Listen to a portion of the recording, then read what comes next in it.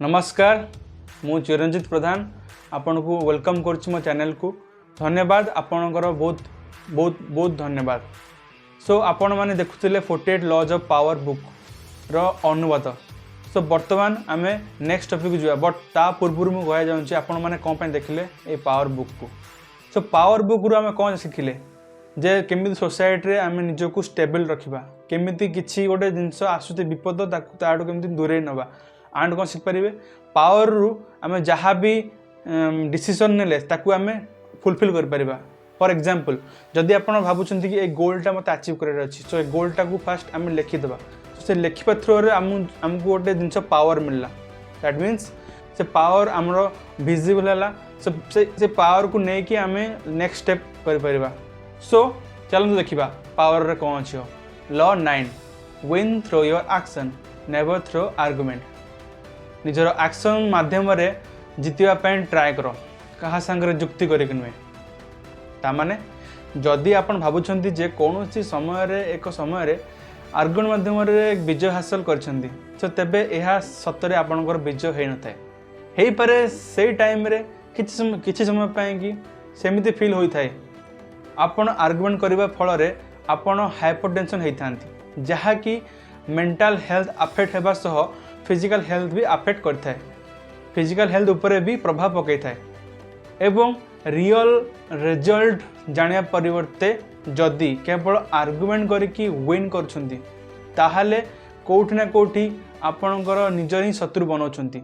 सेथिपई जदि निजको पावरफुल बनार अछि तेबे अन्य मानकु निजर कार्य माध्यम रे प्रूव करांतु कथा माध्यम रे नुहे। जदि आमे पावर को कंसीडर करिबा तेबे आमर एक्शन अन्य लोकंक ऊपर किपरि इफेक्ट पड़िबो ता विषय भाविबा को हेबो। गोटे पॉइंट को प्रूव करिया पई आर्गुमेंट माध्यम रे विजय हासिल करिया को ट्राई करिबा ठीक नुहे।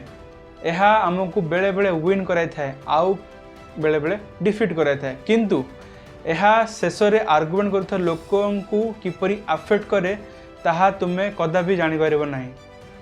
सेमाने तुम सहित सहमत थिबा परि देखा जाती किंतु सेमाने तुमको विरक्त कराई पारंती।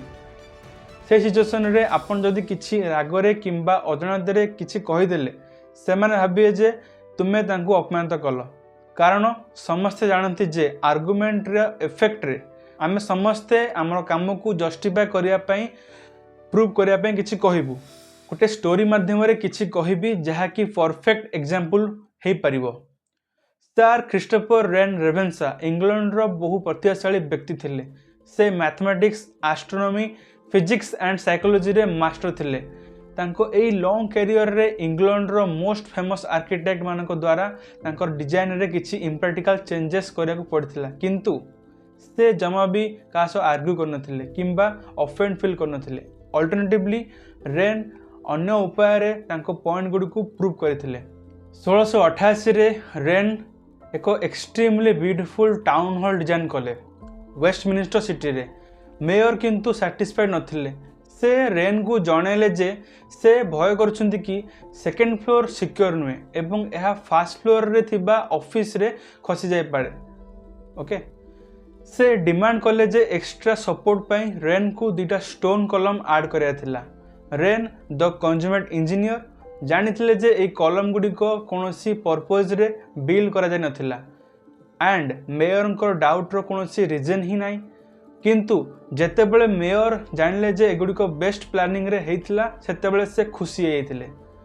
एहार 1 ईयर परे एक हाई बिल्डिंग रे काम करथुआ लेबर माने देखले जे कॉलम गुडी को सीलिंग ठारू अल्प दूर रे अटकी जाइछि। रेन जानिथिले कि तांको बेस डिजाइन काम कला। सो निजर एक्शन ऊपर कॉन्फिडेंस रख जहा कि तुमको जितिया पई हेल्प करिवो, जहा कि आर्गुमेंट अपेक्षा अधिक पावरफुल। तुमर अपोजिट थिबा लोकटी जेते भी आर्गुमेंट करू किंबा तुमर काम को एक्सेप्ट न करू जदि तुमे तुम काम को नेकी राइट ओपिनियन माध्यम रे प्रूव करे परिबो तेबे आर्गुमेंट रो कोनोसी नीड ही नाही। निज ऊपर साइलेंटली काम करंतु एवं जहार रिजल्ट तुमको महान कर देबो। So thank you so much to listen to me. I am Chiranjit.